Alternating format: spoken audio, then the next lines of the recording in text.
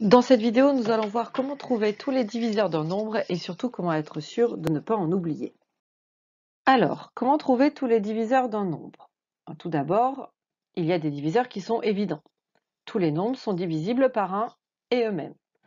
On reconnaît facilement les nombres divisibles par 2, 3, 5, 9 et 10. Et puis, petite astuce, à part pour les carrés parfaits, les diviseurs vont 2 par 2. Ça signifie que si vous avez trouvé un diviseur, il est forcément lié à un deuxième diviseur. Pour les autres nombres, pas le choix, il faut tester par la division.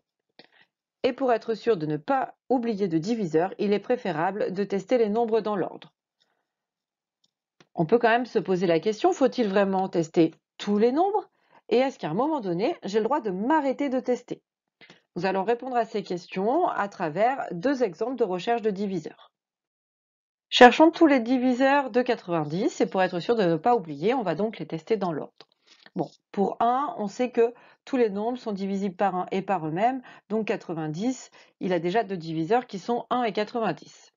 Pour 2, 90 est un nombre pair, donc 90 est divisible par 2. Pour trouver le diviseur qui est associé à 2, on va faire 90 divisé par 2, ça fait 45.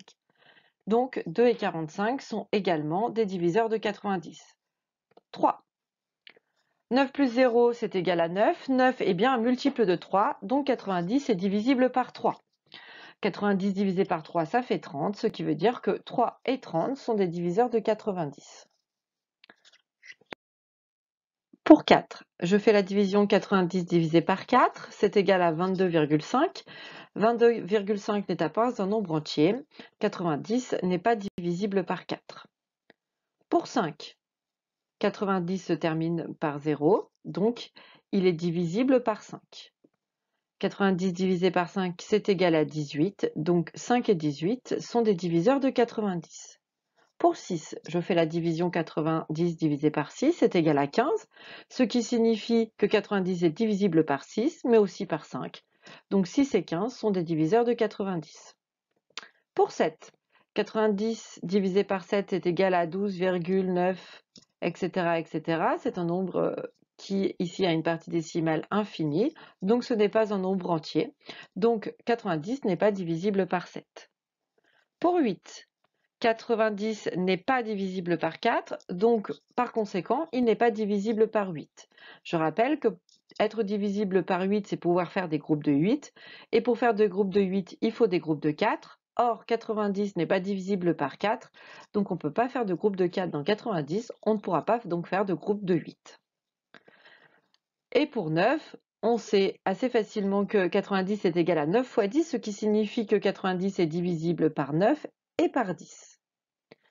Ici, je commence quand même à avoir un petit peu envie de m'arrêter. J'ai déjà trouvé beaucoup de diviseurs et surtout, je m'arrête à 9 et 10. Le nombre que je devrais tester après 9, c'est 10 et 10, je l'ai déjà trouvé. Alors, pourquoi est-ce que je peux m'arrêter? Plaçons les diviseurs de 90 de cette façon-là. D'un côté, en vert, j'ai les petits diviseurs et de l'autre côté, j'ai ce que je pourrais appeler les grands diviseurs. Chaque petit diviseur étant lié à un grand diviseur. On remarque que plus les petits diviseurs sont grands, plus les grands diviseurs sont petits. Le nombre que j'aurais dû tester ensuite, c'est 10. 10 est un diviseur de 90 et je l'ai déjà trouvé, il fait partie des grands diviseurs.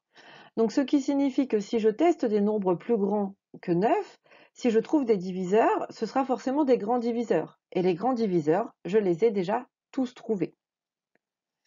Donc ici, je peux m'arrêter de chercher. Mais comment savoir dès le départ où je dois m'arrêter de chercher? Ici, quand je vois les diviseurs de 90, je sais que 1 fois 90 c'est égal à 2 fois 45, 3 fois 30, 5 fois 18, 6 fois 15 et 9 fois 10. Tous ces produits font 90. L'équilibre donc entre petits et grands diviseurs, ce serait un nombre qui multiplié par lui-même fait 90. Comment trouver ce nombre positif qui multiplié par lui-même fait 90? C'est la racine de 90 qui fait environ 9,49.